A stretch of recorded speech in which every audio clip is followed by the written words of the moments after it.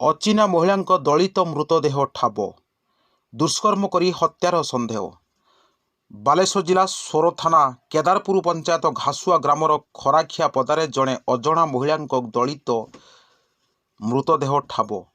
ଗତକାଲି ସନ୍ଧ୍ୟାରେ ଗ୍ରାମର କିଛି ସ୍ଥାନୀୟ ଲୋକେ ଏଠାରେ ଜଣେ ମହିଳାଙ୍କ ମୃତଦେହ ପଡ଼ିଥିବା ନେଇ ଗ୍ରାମରକ୍ଷୀ ଅକ୍ଷୟ କୁମାର ଜେନାଙ୍କୁ ଜଣାଇଥିଲେ। ଗଳିତ ମୃତ ମହିଳାଙ୍କ ବୟସ 30 ହେବ ବୋଲି ଅନୁମାନ କରାଯାଉଥିବା ବେଳେ ମହିଳାଙ୍କ ଦୁଷ୍କର୍ମ କରି ହତ୍ୟା କରାଯାଇଥିବା ସ୍ଥାନୀୟ ଲୋକେ ସନ୍ଦେହ କରୁଛନ୍ତି। ଘଟଣାସ୍ଥଳରେ ସୋର ପୋଲିସ ପହଞ୍ଚି ତଦନ୍ତ କରୁଥିବା ବେଳେ ଆସନ୍ତାକାଲି ସାଇଣ୍ଟିଫିକ୍ ଟିମ୍ ପହଞ୍ଚିବା ପରେ ମହିଳାଙ୍କ ଶବ ବ୍ୟବଚ୍ଛେଦ ହେବ ବୋଲି ପୋଲିସ ପକ୍ଷରୁ କୁହାଯାଇଛି।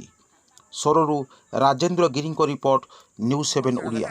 ଶ୍ରୀକାନ୍ତ ଜେନା ବର୍ତ୍ତମାନ କେଦାରପୁର ସରପଞ୍ଚ ପ୍ରତିନିଧି ଭାବରେ ମୁଁ କାର୍ଯ୍ୟ କରୁଅଛି। ସାର୍ ଏଠି କ'ଣ ହେଇଛି, କ'ଣ ଜାଣିଛନ୍ତି ଆପଣ? ଯେ ଗତକାଲି ସନ୍ଧ୍ୟା 6ଟା ସମୟରେ ମୋ ପାଖରେ ଖବର ପହଞ୍ଚିଲା ଯେ ଗୋଟେ ଆମ କେଦାରପୁର ପଞ୍ଚାୟତରେ ଘାସୁଆ ବଣରେ ଗୋଟେ ସ୍ତ୍ରୀ ଲୋକକୁ ମର୍ଡ଼ର କରି ପକାଇ ଦିଆଯାଇଛି। ମୁଁ ଯାଇ ଯାହା ଦେଖିଲି ଯେ ଆକ୍ଚୁଆଲି ସେ ଲୋକ ମୋତେ ଲାଗୁଛି 20ରୁ 25 ବର୍ଷ ବୟସ ହେବ ଏବଂ ସେଥିରେ ତା'ର ଯେଉଁ ବେଶଭୂଷାରୁ ଯାହା ଜାଣିଲି ନିଶ୍ଚିତ ଭାବରେ ଶିକ୍ଷିତ ମହିଳା ଜଣେ ଏବଂ ତାକୁ ବିଭତ୍ସ ଭାବେ ରେପ୍ ଆଣ୍ଡ ମର୍ଡ଼ର କରାଯାଇଛି।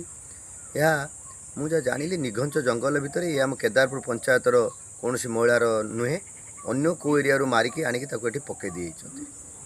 ଏଠି ସାର୍ ଏଇ ଆଖପାଖ ଅଞ୍ଚଳର ମାନେ ପରିଚିତ ମାନେ ଜଣାପଡ଼ୁଛି କେଉଁଠି ଲୋକ ଜଣାପଡ଼ୁଛି? ନା, ଏ ପାଖ ଆଖ ଅଞ୍ଚଳର ଲୋକ ନୁହନ୍ତି। ଯାହା ଜଣାପଡ଼ୁଛି ଯେ ଗୋଟେ ପ୍ରି ପ୍ଲାନ୍ କରିକି ଏ ରାସ୍ତା କଡ଼ରେ ନିଘଞ୍ଚ ଜଙ୍ଗଲ ସେ ଆଗରୁ ଲକ୍ଷ୍ୟ କରିଛନ୍ତି, ଅନ୍ୟ ଆଡ଼ୁ ମର୍ଡ଼ର କରିଛନ୍ତି କି ଏଠି ମର୍ଡ଼ର ହେଇଛି ଏ ରାସ୍ତା ପାଖରେ ପକାଇ ଦିଆଯାଇଛି। କାଂଶବାଂଶ ନଦୀ କୂଳରେ ସେଇଠି ସେ ପଡ଼ିଛି। ଏଇ ଯେଉଁ ଶବଟି ପଡ଼ିଛି ମାନେ ଏଇଟା କେତେବେଳେ ପଡ଼ିଲା, କେଉଁ ଲୋକମାନେ ସେଠିକାର ଲୋକ କିଛି ଜାଣିଛନ୍ତି, ଆପଣମାନେ କିଛି ଜାଣିଛନ୍ତି?